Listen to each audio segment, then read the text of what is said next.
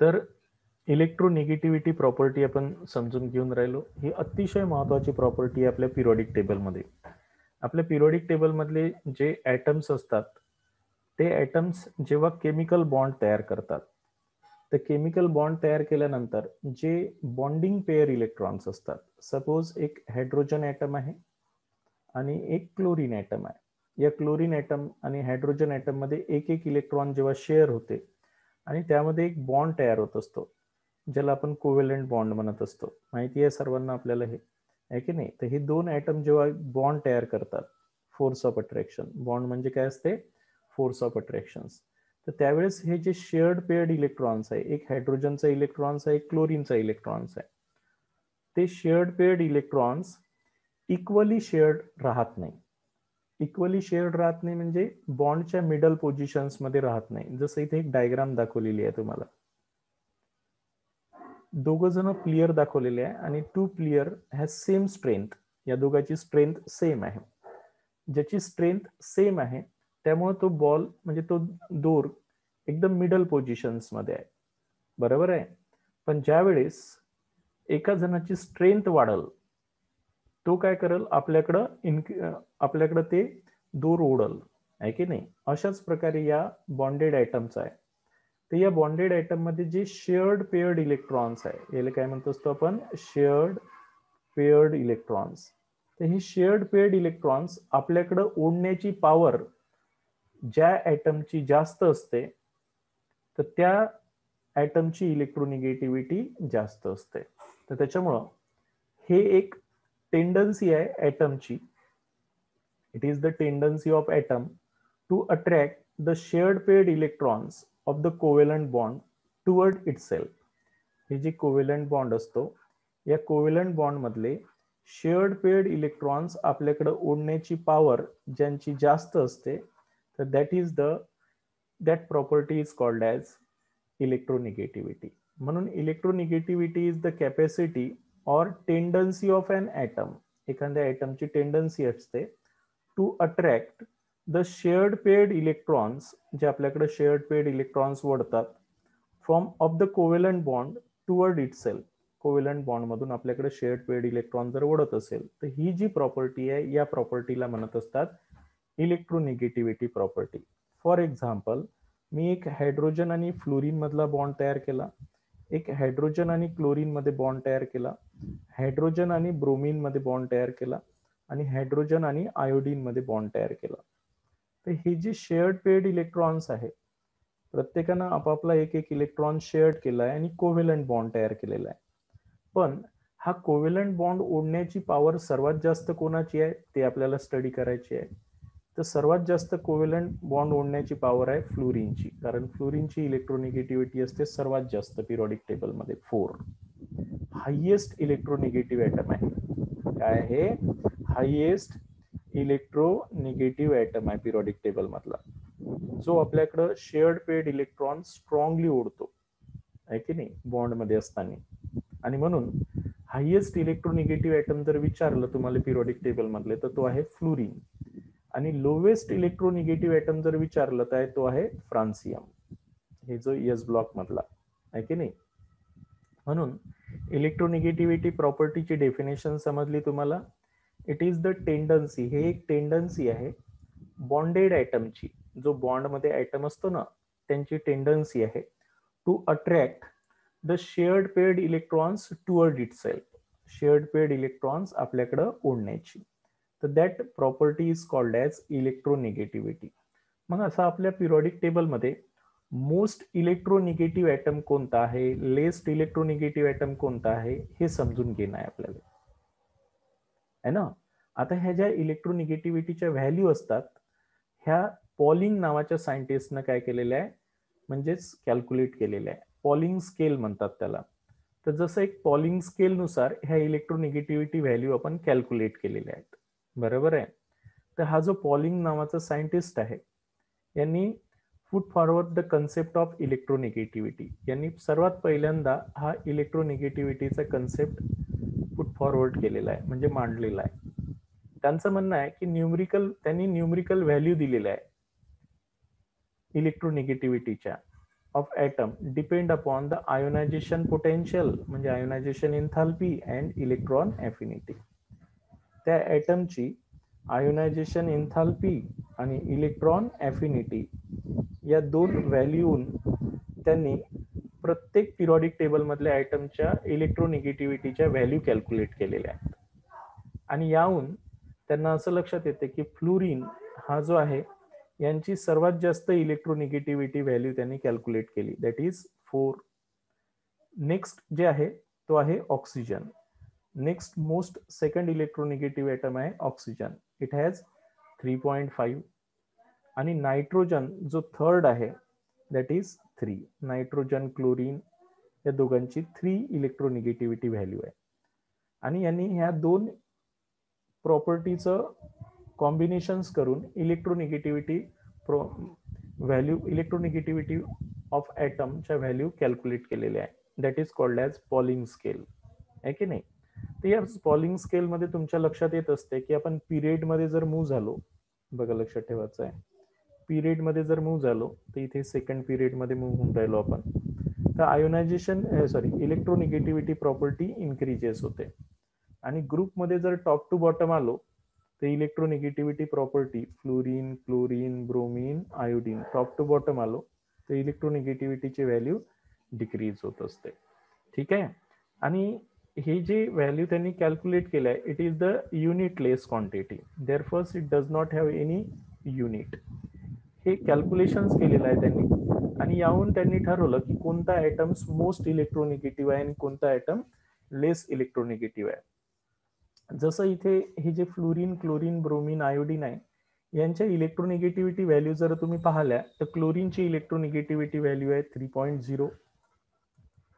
त्यानंतर ब्रोमीनची electronegativity value आहे 2.8 आणि आयोडीनची त्यापेक्षाही कमी आहे. त्याच्यामुळं आपल्याला माहिती आहे की tendency to attract the shared paired electron decreases, इकडे इलेक्ट्रॉन ओढण्याची टेंडन्सी कमी होते.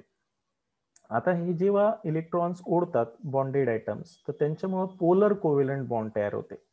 काय तयार होते? पोलर कोव्हॅलंट बॉन्ड तयार होते. जसं एक क्लोरीन आहे आणि या क्लोरीनमध्ये आणि हायड्रोजनमध्ये जर आपण बॉन्डचा विचार केला तर तुमच्या लक्षात येते की हे जे शेअर्ड पेड इलेक्ट्रॉन्स आहे हे सर्वात जास्त कोणाकडे शिफ्ट होतात? क्लोरीन ॲटमकडे. त्याच्यामुळे याच्यावर पार्शल निगेटिव्ह चार्ज येईल आणि ज्या ॲटमकडून ते इलेक्ट्रॉन्स ओढले गेले त्यांच्यावर पार्शल पॉझिटिव्ह चार्ज तयार होईल. त्याच्यामुळे इलेक्ट्रोनिगेटिव्हिटीनं आपण पोलर कोव्हॅलंट बॉन्ड जे असते पोलर कोव्हॅलंट बॉन्ड तयार होत असते, कारण दोन ॲटम मध्ये लार्ज डिफरन्स इन इलेक्ट्रोनिगेटिव्हिटी असेल the shared paired electrons are attracted toward the more electronegative atoms and that's why they carrying partial positive and partial negative charge. ठीक आहे. तर अशा प्रकारे तर ही जी पहिल्यांदा इलेक्ट्रोनिगेटिव्हिटीची व्हॅल्यू आहे ती कोणी पुटफोर्ड केलेली आहे? पॉलिंग्स नावाच्या सायंटिस्टनं. कशाच्या बेसिसवर त्यांनी ही मांडलेली आहे? On the basis of their ionisation potential and electron affinity. तर ही ती स्केल आहे ज्याला आपण पॉलिंग स्केल म्हणतो. आता याच्यावर फॅक्टर कोणकोणते अफेक्ट करतात इलेक्ट्रोनिगेटिव्हिटी व्हॅल्यू आपल्याला समजून घेण्यासाठी. तर तुमच्या लक्षात आलं असेल की ज्या ॲटमची साईज मोठी असेल त्यांची इलेक्ट्रोनिगेटिव्हिटी कमी असते. त्याच्यामुळं आपण जर इथे फॅक्टर अफेक्टिंग ऑन इलेक्ट्रोनिगेटिव्हिटीवर विचार केला तर पहिलं फॅक्टर आहे ॲटमिक साईज. बरोबर आहे. ॲटमिक साईज जर इन्क्रीज झाली, जसं फ्लोरीनची ॲटमची साईज सर्वात छोटी असते, क्लोरीनची त्याच्यापेक्षा थोडी मोठी असते, आहे की नाही. त्याच्यानंतर ब्रोमीनची त्याहीपेक्षा मोठी साईज असते, आहे ना. आणि आयोडीनची सर्वात मोठी ॲटमची साईज असते. बरोबर आहे की नाही. अशा प्रकारे त्याच्यामुळं as you move from top to bottom, जर आपण टॉप टू बॉटम आलो तर तुम्हाला माहिती आहे की साईज इन्क्रीज होत असते. ही ग्रुपमध्ये टॉप टू बॉटम इन्क्रीज होत असते साईज, आहे की नाही. And electronegativity goes on decreases. Electronegativity of bonded atom decreases with increasing atomic size. Atomic size वाढल्यामुळे न्यूक्लियसचं आणि शेअर्ड पेड इलेक्ट्रॉनचं अंतर वाढते आणि न्यूक्लियसचं आणि शेअर्ड पेड इलेक्ट्रॉनचं अंतर वाढल्यामुळे naturally tendency to pull the electrons is less. त्याच्यामुळे आपल्याकडे इलेक्ट्रॉन्स पुलअप करण्याची टेंडन्सी कमी होते आणि म्हणून आपण म्हणत असतो की electronegativity is inversely proportional to atomic size. Atomic size. आणि मग आपल्याला माहिती आहे की ॲटॉमिक साईज ग्रुपमध्ये टॉप टू बॉटम आलो तर काय होते, इन्क्रीज होते, त्याच्यामुळे इलेक्ट्रोनिगेटिव्हिटी डिक्रीजेस. म्हणून आपण जर टॉप टू बॉटम आलो तर electronegativity value decreases, electronegativity value decrease होणार आहे अशा प्रकारे. त्यानंतर दुसरं जे फॅक्टर आहे ते आहे number of inner shell. Atom with greater number of electronic shell, जसं आता फ्लोरीन असेल तर फ्लोरीन मध्ये काय असते 1 आणि 2 आणि 7 इलेक्ट्रॉन्स. त्याच्यानंतर फ्लोरीन नंतर कोणता आहे, क्लोरीन आहे ना. आणि या क्लोरीन मध्ये नंबर ऑफ इलेक्ट्रॉनिक शेल किती राहणार आहे, तर हे 1 2 3 2 8 7 आहे की नाही. त्याच्यानंतर ब्रोमीन ॲटम जो असेल आहे की नाही, तर हे याच्यातनी 18 इलेक्ट्रॉन्स ऍड करा. 18 इलेक्ट्रॉन जर ऍड केले तर काय येणार आहे 35. त्याच्यामुळं 2 8 8 7 2 8 18 8 7 सॉरी असं होईल. आता नंबर ऑफ इनर शेल जर वाढल्या, नॅचरल आहे. Atom with greater number of inner shell, ज्यांच्यामध्ये जास्त इनर शेल असेल value, electronegativity of atom is smaller. त्या ॲटमची इलेक्ट्रोनिगेटिव्हिटी व्हॅल्यू कमी होत जाईल. For example fluorine to iodine जर आलो आपण, फ्लोरीन टू आयोडीन आलो तर number of inner shell are increases and that's why the electronegativity goes on decreases. Inner shell म्हटलं तर ॲटॉमिक साईज सारखंच आहे.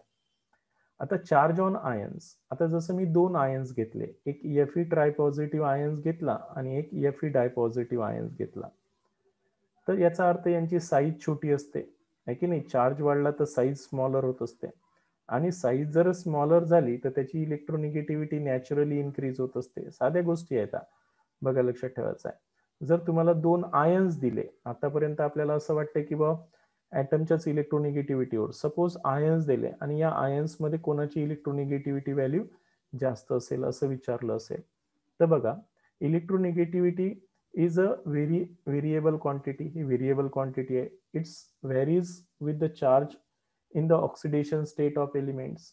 जर ऑक्सिडेशन स्टेट अलग अलग असेल, म्हणजे चार्ज अलग अलग असेल एलिमेंटवर एखाद्या कंपाऊंड मध्ये, the element with higher oxidation state, ज्या एलिमेंटचे हायर ऑक्सिडेशन स्टेट असेल, they have more value of electronegativity than the lower oxidation state. जसं यांची इलेक्ट्रोनिगेटिव्हिटी व्हॅल्यू ज्यांच्यावर हायर चार्ज असतो तो मोर इलेक्ट्रोनिगेटिव्ह असेल, because their size is smaller, then it is the larger size, then Fe tripositive, Fe dipositive have larger size, and that's why electronegativity goes on decreases.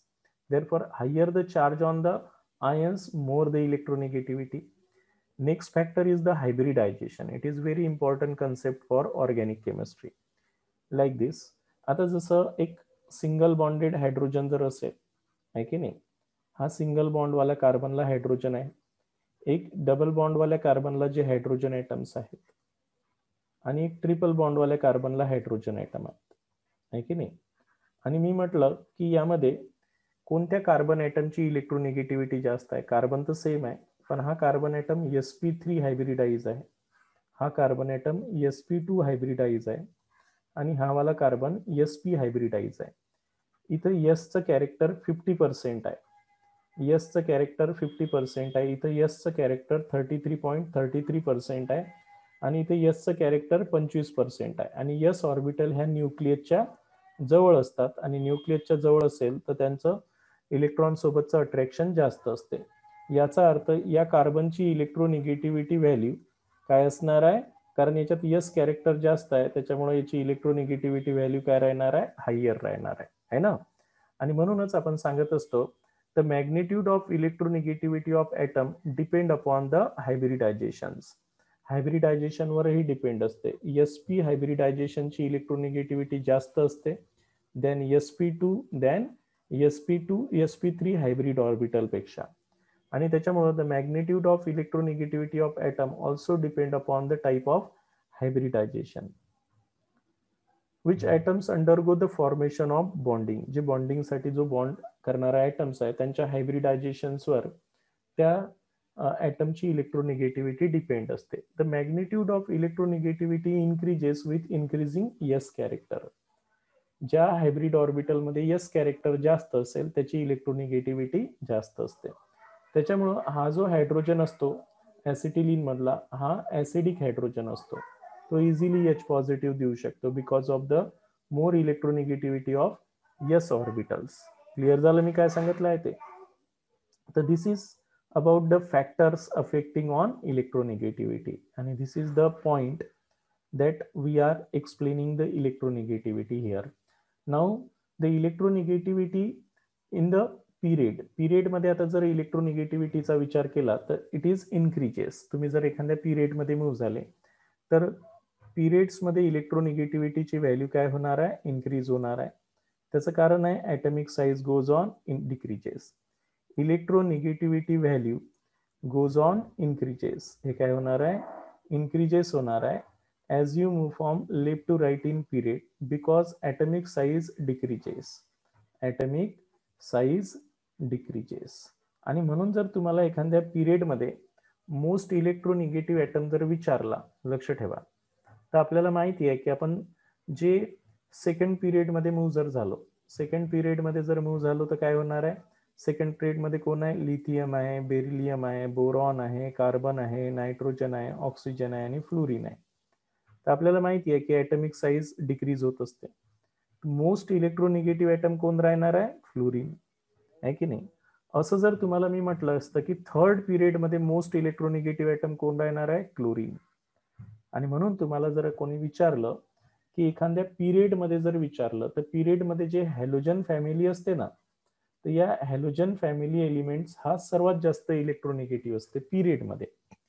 आणि top to bottom कोणत्याही ग्रुपमध्ये विचारलं, जसं oxygen आहे, sulphur आहे, selenium आहे, tellurium आहे आणि पोलोनियम आहे, तर तुम्ही सांगाल की top to bottom electronegativity decreases. Electronegativity decrease होणार आहे because of atomic size increases. या टॉप टू बॉटम मध्ये जो टॉपचा आयटम असेल त्याची इलेक्ट्रोनिगेटिव्हिटी सर्वात जास्त राहील. सर्वांच्या लक्षात आलं? तर अशा प्रकारे याचा ट्रेंड राहणार आहे पिरियडमध्ये आणि ग्रुपमध्ये. तर तुम्हाला मोस्ट इलेक्ट्रोनिगेटिव्ह ॲटम जर विचारला तर मोस्ट इलेक्ट्रोनिगेटिव्ह ॲटम आपल्या पिरियोडिक टेबल मधला कोण आहे? फ्लोरीन, ज्याची इलेक्ट्रोनिगेटिव्हिटी व्हॅल्यू हायेस्ट आहे, that is 4. And the list electronegative atom जर विचारला, बघा, लोवेस्ट इलेक्ट्रोनिगेटिव्ह ॲटम जर विचारला तर लोवेस्ट इलेक्ट्रोनिगेटिव्ह ॲटम आहे फ्रान्सियम, ज्याची इलेक्ट्रोनिगेटिव्हिटी व्हॅल्यू 0.70 आहे. आलं सर्वांच्या लक्षात मी काय सांगितलं आहे ते? तर अशा प्रकारे आपल्याला यांच्या इलेक्ट्रोनिगेटिव्हिटी व्हॅल्यू म्हणजे tendency to attract the shared paired electrons, ज्यांची इलेक्ट्रॉन आपल्याकडं ओढण्याची टेंडन्सी आहे. समजलं सर्वांना? तर हे झाली